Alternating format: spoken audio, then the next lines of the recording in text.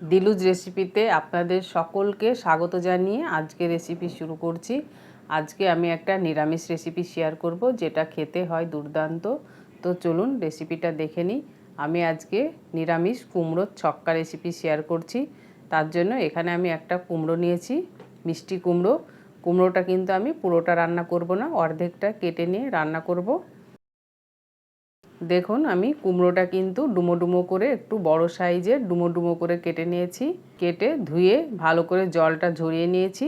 আর সেই সাথে আমি 5টা আলু নিয়েছি, মিডিয়াম সাইজের আলু।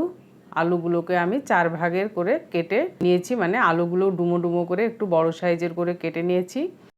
একটা মশলা তৈরি করব, তার জন্য প্যানে 1 চামচ গোটা গরম মশলা দিয়ে দিলাম, 1 চামচ গোটা ধনে দিলাম, 1 চামচ গোটা জিরে দিলাম, আর একটা তেজপাতা দিয়ে দিলাম।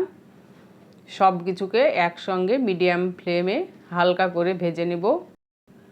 ভাজার সময় খেয়াল রাখতে হবে মশলাগুলো যাতে পুড়ে না যায়। দেখুন মশলাগুলো কিন্তু ভাজা হয়ে গেছে। এবার এটাকে আমি নামিয়ে গুঁড়ো করে নেব। মশলাটা গুঁড়ো করে নেওয়া হয়ে গেছে। এবার এটাকে রেখে দিব। চলুন এবার মেন রান্নায় যাওয়া যাক। গ্যাসের ফ্লেমটা অন করে একটা কড়াই বসিয়ে দিয়েছি। কড়াইতে আমি 5 চামচ মতো রিফাইন তেল দিয়ে দিলাম। আপনারা চাইলে সর্ষের তেলও রান্নাটা করতে পারেন। কড়াই ও তেলটা খুব ভালো মতো গরম হয়ে গেলে কেটে রাখা কুমড়োগুলোকে দিয়ে দিলাম। কুমড়োগুলোকে দেওয়ার পরে মিডিয়াম ফ্লেমে নাড়াচাড়া করে ভেজে নেব। এখানে কিন্তু আমি কুমড়োতে নুন দিচ্ছি না, কারণ নুন দিলে পারে কুমড়ো থেকে জল ছাড়বে, তখন আর ভাজাটা ভালো হবে না। তাই রান্নার সময় নুনটা দিয়ে নেব। 80% অবধি সেদ্ধ হলে আমি কুমড়োটা নামিয়ে নেব। কুমড়োটা কিন্তু আমার হয়ে গেছে। এবার উঠিয়ে নিলাম। উঠিয়ে নেওয়ার পরে আলুটাকে ভেজে নিব। ওই একই তেলের মধ্যে কেটে রাখা আলুগুলোকে দিয়ে দিলাম। আলু দেওয়ার পরে অল্প পরিমাণে নুন দিলাম, যাতে আলুগুলো খুব তাড়াতাড়ি সেদ্ধ হয়। নুন দেওয়ার পরে নাড়াচাড়া করে নুনটাকে মিশিয়ে নিলাম। দেখুন আলুগুলো কিন্তু অনেকটাই ভাজা হয়ে এসেছে। এবার আমি একটা ঢাকা দিয়ে 0 ফ্লেমে আরও কিছুক্ষণ আলুটা সেদ্ধ করে নিব। দেখুন আলুগুলো লাল লাল হয়ে গেছে, ভাজা হয়ে গেছে। এবার আমি আলুগুলোকে উঠিয়ে নিলাম।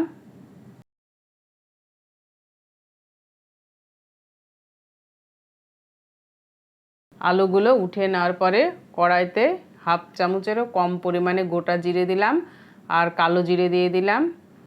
1 চামচ আদা বাটা দিয়ে দিলাম। আদাটাকে ভালো করে কষিয়ে নিলাম, যাতে আদার কাঁচা গন্ধটা চলে যায়। গুঁড়ো মশলা সরাসরি তেলের ওপরে দিলে পুড়ে যাবে, তার জন্য শুকনো মশলাগুলোকে জল দিয়ে গুলে নেব। প্রথমে হলুদ গুঁড়ো দিলাম, 1 চামচ জিরে গুঁড়ো, 1 চামচ ধনে গুঁড়ো, 1 চামচ লঙ্কা গুঁড়ো দিলাম। দিয়ে অল্প পরিমাণে জল দিয়ে মশলাটাকে গুলে নিলাম। দেখুন গুলে নেওয়ার পরে এবার আমি মশলাটা কড়াইতে দিয়ে দিলাম। এভাবে শুকনো মশলাগুলোকে গুলে নিলে পারে পুড়ে যাবে না। স্বাদ মতো নুন দিলাম। নুন দেওয়ার পরে মশলাগুলোকে একসঙ্গে কষিয়ে নিলাম।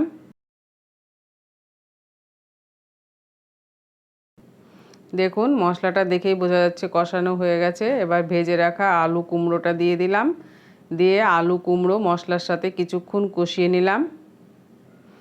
আজকে রেসিপিটা যদি ভালো লাগে লাইক কমেন্ট শেয়ার করবেন।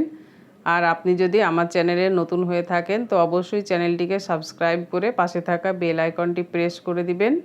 ওপর থেকে কিছুটা নারকেল কোরানো দিলাম, দিয়ে ঢাকা দিয়ে দিলাম 0 ফ্লেমে, যাতে কুমড়োটা সেদ্ধ হয়ে যায়। অল্প পরিমাণে জল দিয়ে দিলাম। জল দেওয়ার পরে আবারও ঢাকা দিয়ে 2-3 মিনিট 0 ফ্লেমে রান্না করব। দেখুন 2 মিনিট বাদে কুমড়োটা হয়ে গেছে। আপনি যদি ফেসবুক থেকে দেখেন তাহলে অবশ্যই পেজটিকে ফলো করবেন। 1 চামচ চিনি দিয়ে দিলাম। চিনিটা নাড়াচাড়া করে মিশিয়ে নিলাম। মিশিয়ে নেওয়ার পরে তৈরি করে রাখা মশলাটা 1 চামচ মতো দিয়ে দিলাম।